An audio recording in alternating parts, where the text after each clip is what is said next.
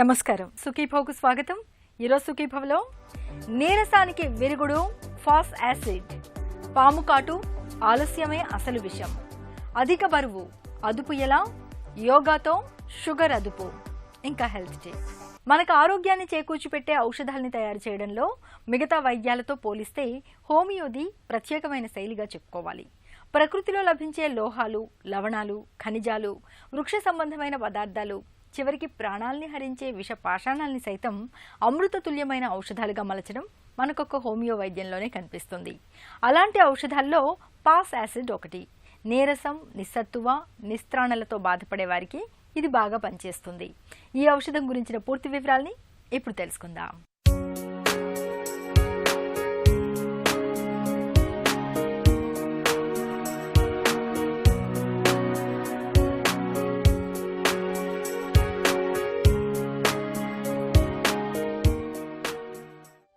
విషతుల్య పదార్థాల్ని సైతం అమృతతుల్యమైన ఔషధాలుగా మార్చి వైద్యంలో ఉపయోగించటం. యాసిడ్ ఔషధం గురించిన పూర్తి వివరాలను ప్రముఖ హోమియో వైద్యులు డాక్టర్ పావులూరి కృష్ణ చౌదరి మాటల్లో ఇప్పుడు విందాం. వ్యక్తి వ్యాధి ఔషధం అని చెప్పుకున్నప్పుడు వ్యాధి ఔషధం కంటే కూడా వ్యక్తికే ప్రాధాన్యత ఎక్కువ ఉన్నది అని అర్థం చేసుకోవాలి. పరిస్థితులు మన ఆరోగ్యాన్ని ప్రభావితం చేస్తాయన్న విషయం గుర్తుపెట్టుకోవాలి. వ్యక్తి అనేటువంటి విషయాన్ని గుర్తుపెట్టుకున్నట్టయితే ఈ రోజున మనం యాసిడ్ ఫాస్ అనే ఔషధాన్ని తీసుకున్నాం. ఈ యాసిడ్ ఫాస్ ఇది మినరల్ అంటే లోహ సంబంధమైనటువంటి ఔషధం. యాసిడ్ ఫాస్ జనరల్గా యాసిడ్ ఫాస్ దిగులకి చాలా ముఖ్యమైనటువంటి ఔషధం. వ్యక్తులు తీసుకోండి, అంటే 20 సంవత్సరాలు 15 అంటే యువకులు, ఆ యవనంలో ఉన్న వాళ్ళని తీసుకుంటే వాళ్ళకు మామూలుగా డ్రీమ్స్ వచ్చి స్ఖలనం అవుతుంటుంది. వీర్యస్ఖలనాలు ఎక్కువైపోయి నీరసపడిపోతే అతనికి వాడుకోవాల్సినటువంటి ఔషధం యాసిడ్ ఫాస్. తర్వాత ఇంకా పెద్ద వయసు అనుకోండి, పెద్ద వయసు అయిపోయి వైఫ్ హస్బెండో చనిపోయారనుకోండి, భర్త భార్య చనిపోతే వాళ్ళు ఒక డిప్రెషన్లోకి వెళ్ళిపోతారు. అలా డిప్రెషన్లో వెళ్ళిపోయేటప్పుడు మనం గుర్తుపెట్టుకోవాల్సిన ఔషధం యాసిడ్ ఫాస్. వ్యక్తిని గుర్తుపెట్టుకోవాలి అనేది అందుకు. ఫాస్ యాసిడ్ వ్యక్తుల్ని ఉదాసీనులుగా చెప్పుకోవచ్చు. తటస్థంగా ప్రవర్తిస్తూ ఉంటారు. ఇతరులతో మాట్లాడటానికి ఇష్టపడరు. అంతేకాదు, వారినెవ్వరూ పలకరించటానికి ఇష్టపడరు. శారీరకంగా, మానసికంగా నిస్త్రాణగా ఉంటారు. ఏమీ చదవ బుద్ధి కాదు. మతిమరుపు ఎక్కువ. దగ్గరి వాళ్ల పేర్లు కూడా మర్చిపోతూ ఉంటారు. తేలికగా అలసిపోతారు. ఆకలి తక్కువగా ఉంటుంది. ఆహారం తిన్న తర్వాత అజీర్తితో బాధపడుతుంటారు. పొట్టలో ఎప్పుడూ గడబిడిగా ఉంటుంది. మాటిమాటికి విరేచనాలు అవుతూ ఉంటాయి.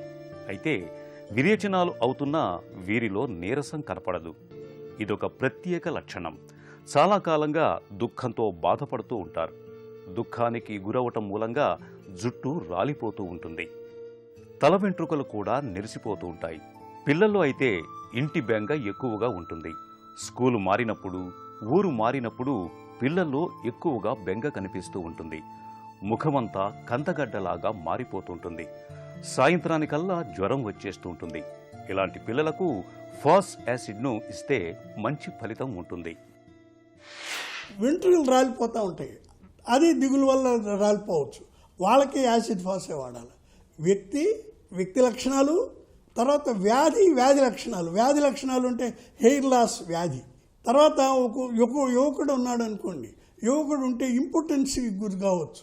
నపుంసకత్వానికి గురైతే ఆ వ్యక్తి యొక్క పరిస్థితులు కానీ మనం గుర్తించినట్టయితే, మానసికంగా అతను బాధల్లో ఉన్నాడని తెలిస్తే ఆ మానసిక బాధలను గుర్తుపెట్టుకుని ఇది దిగులు, విచారానికి దారితీసే బాధలైతే, దాంతోపాటు శారీరక బాధలు ఫలాన్ని ఉన్నాయంటే రెండు కలుపుకొని మనం యాసిడ్ ఫాస్ ఇంప్రూవ్ చేసుకోవచ్చు. ఇంకోటి ఉంటుంది, విరోచనాలకి యాసిడ్ ఫాస్ మంచి ముందే. కానీ దీంట్లో ఏమిటంటే విరోచనాలు ఉండి నీరసంగా కనపడ్డ మనిషి, ఏమిటి ఇన్ని విరోచనాలు అవుతున్నాయి కానీ నీరసం రావటం లేదు, అట్లాంటి కేసుల్లో దీన్ని ఏమంటారంటే పెక్యులియారిటీ అంటారు. అసహజ లక్షణం ఇది. ఈ అసహజ లక్షణాలు కానీ కనపడితే యాసిడ్ ఫాస్ మంచి మందు. తర్వాత ఈ సందర్భాలన్నిటిని బట్టి కొంతమంది వ్యక్తుల్లో డయాబెటీస్ రావచ్చు.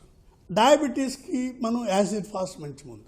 ఇక్కడ మనం గమనించవలసిన విషయం ఏంటంటే వ్యాధికి కాకుండా వ్యక్తిపరంగా కూడా ఆలోచించి ఈ రెండు కూడా మనం సమన్వయం చేసుకుని ఔషధాలను ఎంపిక చేసుకోవటం హోమియో వైద్యం. సేపు చదవటం మూలంగా తలనొప్పి వస్తున్నప్పుడు ఫాస్ యాసిడ్ను వాడుకుంటే మంచి ఉపశమనంగా ఉంటుంది.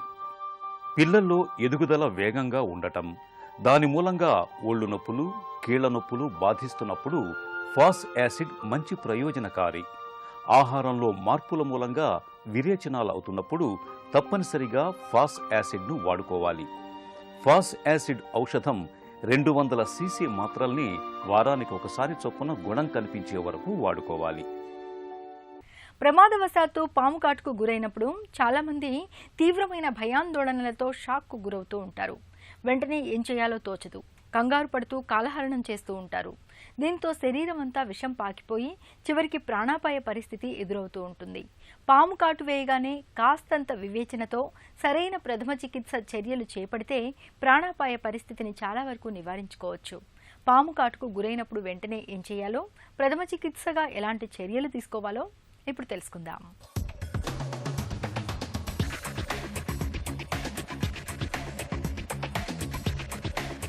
కాటు వేసింది విషసర్పం కాకపోయినా ధైర్యాన్ని కోల్పోవడం వల్లనే ఎక్కువ మరణాలు సంభవిస్తున్నాయి. కాబట్టి పాము కాటుకు గురైన వారు ధైర్యంగా ఉండాలి. పాము కాటు వేసిన శరీర భాగాన్ని సబ్బునీరు లేదా యాంటీసెప్టిక్ లోషన్తో శుభ్రపరచాలి. సాధ్యమైనంత వరకు ఆ భాగాన్ని కదిలించకూడదు.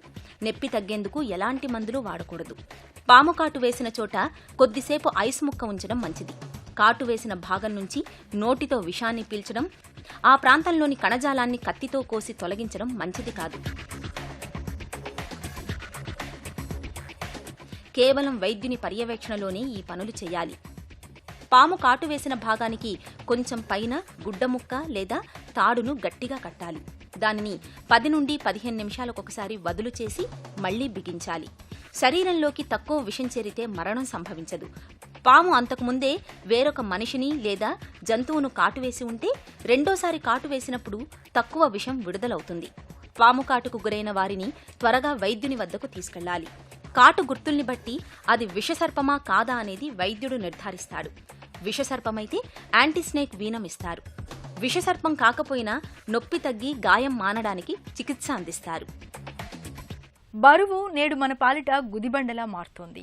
హై బీపీ, గుండె జబ్బులు, షుగర్ వ్యాధి, క్యాన్సర్ విపత్తులు, ప్రమాదకరమైన ఈ ఉపద్రవాలన్నీ ప్రత్యక్షంగానో పరోక్షంగానో మన బరువుతో ముడిపడినవేనని చెప్తారు డాక్టర్లు.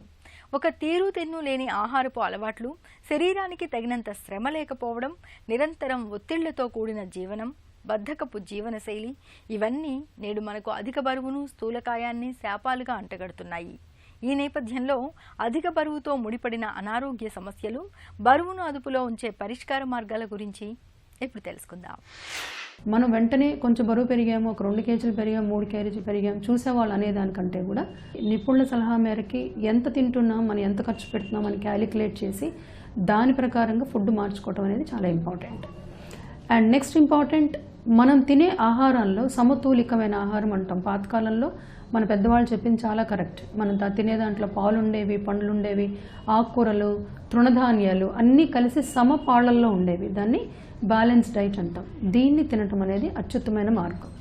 అండ్ మనం తినే ఆహారం ప్రతి వేళ, ప్రతిరోజు, ప్రతిదీ అదే టైంకి తినటం అనేది most important. That is food discipline. So balanced diet with good food discipline అది చాలా చాలా ఇంపార్టెంట్. ఇవాళ మనం 100కి 85% మంది మనం పోగొట్టుకుంటోంది అదే. మనకి ప్రామాణికమైన ఆహారం తినటానికి దొరకట్లేదు, దొరికిన టైం ఉండట్లేదు, ఉన్నా మన టైంని మెయింటైన్ చేయలేకపోతున్నాం. హడావిడిగా తినేసి వెళ్ళటం అనేది చాలా చాలా కామన్ అయిపోయింది. అండ్ కొన్ని అలవాట్లు లైక్ టీవీ చూస్తూ భోజనాలు చేయటం, సెల్ ఫోన్ చూస్తూ, వీడియో గేమ్స్ చూస్తూ, పిల్లలు తింటలేదని మారం చేస్తున్నారని అవి ఎక్కువ అలవాటు చేయటం అనేది కూడా చాలా చాలా చాలా తీవ్రమైన సమస్య. మన నెక్స్ట్ జనరేషన్ కాపాడుకోవటం అనేది చాలా ఇంపార్టెంట్. తీసుకున్న ఆహారాన్ని ఖర్చు పెట్టడం అంటే ఎక్స్పెండిచర్, మనది ఇంటేక్, ఎంత తింటున్నాము, ఎలా ఎక్స్పెండిచర్ చేస్తున్నాం. సో మనం కదలకుండా ఒకే చోట కూర్చొని తినటం వల్ల శరీరంలో ఖర్చు అవ్వాల్సిన క్యాలరీస్ చాలా తగ్గిపోతాయి. సో తినే ఆహారం తెలియకుండానే మనం ఎక్కువ తీసుకుంటాం, తిన్నది చాలా తక్కువ ఖర్చు అవుద్ది, బాడీ ఉపయోగించుకుంటుంది, నిల్వలు ఎక్కువ పేరుకుపోతాయి, మనం బ్యాంకులో డబ్బులు దాచుకున్నట్లే. సో ఈ క్యాలరీస్ అన్నీ మనం దాచేసుకుంటున్నాం.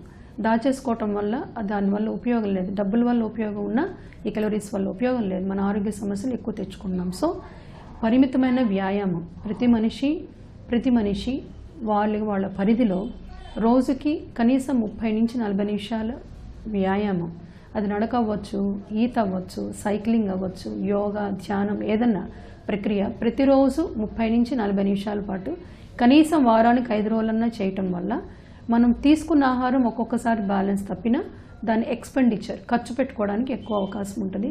చాలా సమస్యల నుంచి బయటపడడానికి అవకాశం ఉంటుంది.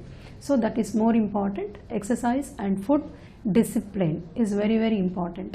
మనం తినే ఫుడ్ ఎలాంటిది, ఏ డైట్ ప్లాన్, ఎవరు చెప్పారు, ఏ సైన్స్ చెప్పింది, వీటన్నిటికంటే కూడా ఒక క్రమశిక్షణ డైట్లోను ఎక్సర్సైజ్లోను అనేది చాలా ఇంపార్టెంట్. షుగర్ జబ్బు ఇవాళ సామాజిక రుగ్మతగా మారిపోయింది. ఈ జీవితకాలపు జబ్బును అదుపులో ఉంచుకోవడమే కానీ ఇప్పటిదాకా శాశ్వత చికిత్స అంటూ ఏదీ లేదు.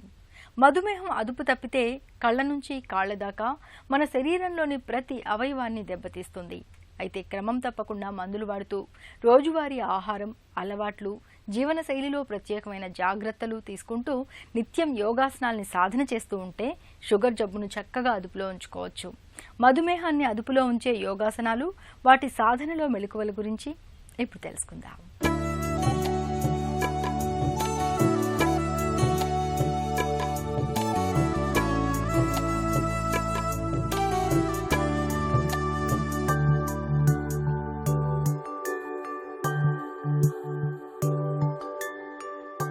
ప్రస్తుత కాలంలో భారతదేశంలో తెలుగు రాష్ట్రాల్లో చాలా ఎక్కువ మందిని పీడించేటటువంటి సమస్య డయాబెటీస్. చాలా తక్కువ వయసులో క్రానిక్ డయాబెటీస్తో బాధపడుతూ ఉంటారు. దీనిలో ప్రధానంగా ఒబేసిటీ సమస్య, సరైనటువంటి ఆహార నియమాలు పాటించకపోవడం, సరైనటువంటి వ్యాయామ నియమాలు పాటించకపోవడం అండ్ వంశపారంపర్యంగా ఇదొక ముద్ర వేసినటువంటి డిసీజ్గా ఏర్పడుతూ ఉన్నది. ఇది ప్యాంక్రియాస్ అనేటటువంటి గ్రంథి సరిగా పనిచేయకపోవడం వల్ల ఈ రకమైనటువంటి డయాబెటీస్ సమస్య అనేది ఏర్పడుతూ ఉంటుంది. ఈ డయాబెటీస్ అనేటటువంటిది ఒకసారి వచ్చిన తర్వాత దాన్ని సరిగా అదుపులో ఉంచుకోకపోతే అది శరీరంలో వివిధమైనటువంటి ఏ అంగం పైన అయినా సరే దెబ్బతీసేటటువంటి ప్రభావం ఏర్పడుతూ ఉన్నది. అప్పుడు ఎక్కువగా శ్రద్ధ పెడుతూ ఉంటారు. Prevention is always better than cure అంటారు. అంటే ముందస్తు జాగ్రత్తగా మన శరీరంలో అన్ని అవయవాల్ని, మన శరీరంలో అన్ని గ్రంథుల్ని పనిచేయించడం కోసం వివిధమైనటువంటి యోగాసనాలు ప్రముఖ పాత్ర పోషిస్తున్నాయని చెప్పేసి మన ఋషులు తెలియజేశారు. అందులో భాగంగా కొన్ని ఆసనాలు ప్యాంక్రియాస్ గ్లాండ్ని పనిచేయించడంలో అద్భుతమైనటువంటి పవర్ఫుల్ అయినటువంటి కొన్ని ఆసనాలు ఉన్నాయి. అందులో భాగంగా సుప్త మత్యేంద్రాసనం. ఇది డయాబెటీస్కి ఒక రామబాణం లాగా ఉపయోగపడుతూ ఉంటుంది. 21 రోజుల నుంచి 41 రోజులు ఈ ఆసనాన్ని మీరు ప్రాక్టీస్ చేసి మీరు టెస్ట్ చేసుకున్నట్లయితే కనుక యొక్క షుగర్ లెవెల్స్లో కానీ ప్యాంక్రియాస్ పనితీరులో కానీ అద్భుతమైనటువంటి మార్పుల్ని మనం గమనించవచ్చు. సుప్త మత్యేంద్రాసనం మరియు అపాన ముద్ర అనేటటువంటి ప్రముఖమైనటువంటి పాత్ర పోషిస్తున్నాయి. వాటిని మనం ఏ విధంగా చేయాలో చేసి చూద్దాం. సుప్త మత్యేంద్రాసనం. ఈ ఆసనాన్ని వెళ్ళకలా పడుకునే స్థితి నుంచి సుపైన్ పోస్చర్ మీదుగా చేస్తాం. ముందుగా దండాసన భంగిమకి రావాలి.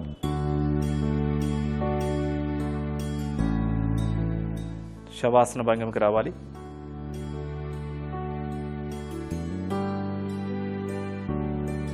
కాళ్ళు రెండు స్ట్రైట్గా ఉంచుకోవాలి. పాదాలు ఒకదాని జతలో ఒకటి ఉంటాయి. ముందుగా కుడికాలను ఫోల్డ్ చేయాలి. కుడికాల్ని ఎడమ కాలుకి ఎడమ వైపున ఉంచాలి. ఎడమ చేత్తో కుడికాలు యొక్క మోకాల దగ్గర పట్టుకోవాలి. ఇప్పుడు ఎడమ కాలును ఫోల్డ్ చేసి కుడి చేత్తో ఎడమ కాలు యొక్క పాదాన్ని పట్టుకోవాలి. శ్వాస తీసుకోవాలి. శ్వాసను విడిచిపెడుతూ ఇప్పుడు పూర్తిగా కుడికాలు యొక్క మోకాల్ని నేల కానించే విధంగా రైట్ సైడ్ పూర్తిగా టర్న్ చేసి నేల కానించాలి. హెడ్ని ఆపోజిట్ డైరెక్షన్లో రైట్ సైడ్ టర్న్ చేసి ఆసన స్థితిలో స్థిరంగా ఉండాలి.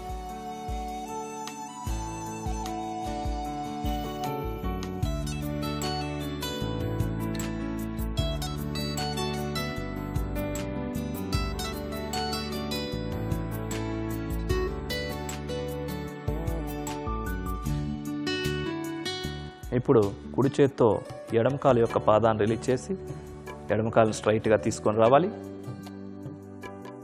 ఇప్పుడు ఎడమ చేత్తో కుడి మోకాలని రిలీజ్ చేసి కుడి మోకాలని స్ట్రైట్గా తీసుకొని వచ్చి పాదాన్ని రైట్ సైడ్ తీసుకొని ఉంచాలి. ఇప్పుడు ఎడమకాలు జతలో స్ట్రైట్గా ఉంచుకోవాలి. సుప్త మత్యేంద్రాసనం ఇప్పుడు కుడి ప్రక్క చేద్దాం. ఇప్పుడు ఎడమకాలను ఫోల్డ్ చేసి ఎడమకాలు యొక్క పాదాన్ని కుడి కాలుకి కుడివైపున ఉంచాలి. ఇప్పుడు కుడి చేతితో ఎడమకాలు యొక్క మోకాలను పట్టుకోవాలి. ఇప్పుడు కుడి కాలును ఫోల్డ్ చేసి ఎడమ చేత్తో కుడి కాలు యొక్క పాదాన్ని పట్టుకొని కుడి చేత్తో ఎడమ కాలు యొక్క మోకాల్ని పూర్తిగా రైట్ సైడ్కి నేలకు టచ్ అయ్యే విధంగా ఆనించి ఉంచాలి. హెడ్ని పూర్తిగా లెఫ్ట్ సైడ్ టర్న్ చేసి సుప్త మత్యేంద్రాసన స్థితిలో స్థిరంగా ఉండాలి.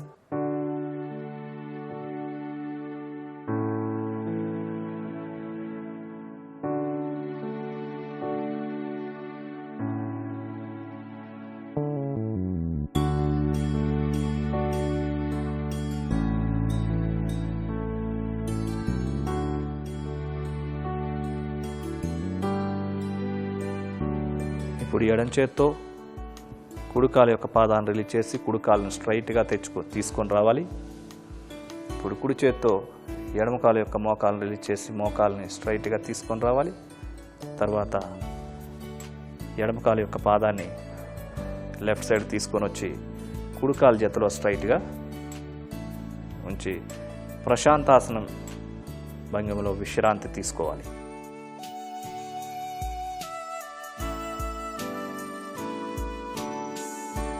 ఇప్పుడు ప్రశాంతాసన భంగిమ నుంచి సుఖాసనానికి రావాలి.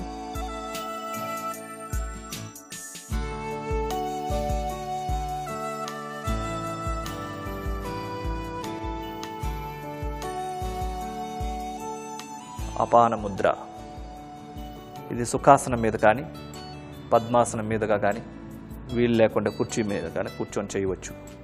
అరచేతులు ఆకాశం వైపు చూస్తున్న విధంగా మోకాళ్ళ పైన ఉంచి మధ్య వ్రేలు ఉంగరపు వేలు బొటన వ్రేలు యొక్క చివరి భాగానికి తాకించి ఉంచాలి. చిటికిన వేలు చూపుడు వేలు స్ట్రైట్గా ఉంటాయి. ఈ స్థితిలో వెన్ను నిటారుగా ఉండాలి. షోల్డర్స్ రిలాక్స్గా ఉంటాయి. కళ్ళు మూసుకోవాలి. ఈ స్థితిలో ప్రాణిక్ బ్రీతింగ్ పూరక కుంభక రేచక శూన్యక నియమాలు పాటిస్తూ నిష్పత్తిని పాటిస్తూ నిదానంగా శ్వాసను తీసుకుంటూ నిదానంగా శ్వాసను విడిచిపెడుతూ గమనమంతా శ్వాస పైన ఉంచి ప్రాణాయామం చేయాలి.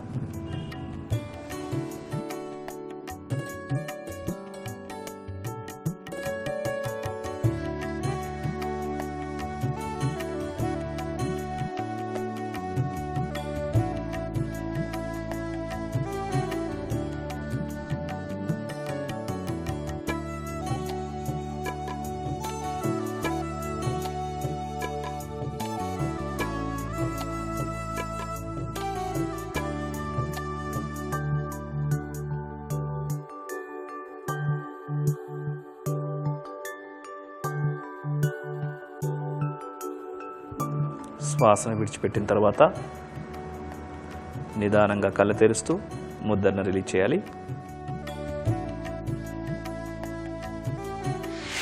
చూసారు కదండి, ఈ ఎటువంటి క్రానిక్ డయాబెటీస్ అయినా సరే అదుపులో తీసుకురావడంలో ఈ సుప్త మత్యేంద్రాసనం అద్భుతమైన పాత్ర పోషిస్తున్నది. ఈ సుప్త మత్యేంద్రాసనంతో పాటుగా ఇంకా లివర్ని పనిచేయించడంలో, స్ప్లీన్లను పనిచేయించడంలో, మూత్రపిండాలను పనిచేయించడంలో, ప్యాంక్రియాస్ని పనిచేయించడంలో రామబాణంలా పనిచేస్తుందని చెప్పేసి ఇది నిరూపితమైంది. కాబట్టి ఈ ఆసనాన్ని ప్రతిరోజు 5 సార్లు లెఫ్ట్ సైడ్ రైట్ సైడ్ కూడా ప్రాక్టీస్ చేస్తూ ఈ అపాన ముద్రని ప్రతిరోజు 31 నిమిషాల నుంచి 41 నిమిషాలు మీరు ప్రాక్టీస్ చేసినట్లయితే మీరు అద్భుతమైనటువంటి ఫలితాలు గమనించడం అనేటటువంటిది మీరు గమనించవచ్చు. షుగర్ అనేది నిజానికి జీవనశైలి జబ్బు. ఆహారం, వ్యాయామం, ఒత్తిళ్ల విషయంలో జాగ్రత్త పడుతూ నిత్యం యోగాసనాల్ని సాధన చేస్తుంటే మధుమేహానికి చక్కగా కళ్ళెం వేయచ్చు. ఒక చిన్న చిట్కా మీకోసం. మానసిక ఒత్తిడికి జుట్టు రాలడానికి సంబంధం ఉంది. ఎన్ని జాగ్రత్తలు తీసుకున్నా జుట్టు రాలడం తగ్గనప్పుడు ఒత్తిడికి లోనవుతున్నారేమో గమనించండి. ఒత్తిడి తగ్గేలా తగిన జాగ్రత్తలు తీసుకోండి, జుట్టు రాలడం తగ్గుతుంది. సుఖీభవ కార్యక్రమానికి సంబంధించిన మీ సలహాలు సూచనలు మాకు తెలియజేయండి. మా చిరునామా Sukhibhava, ETV, Ramoji film city, Hyderabad 501512 లేదా sukhibhava@etv.co.in కు ఈమెయిల్ చేయండి.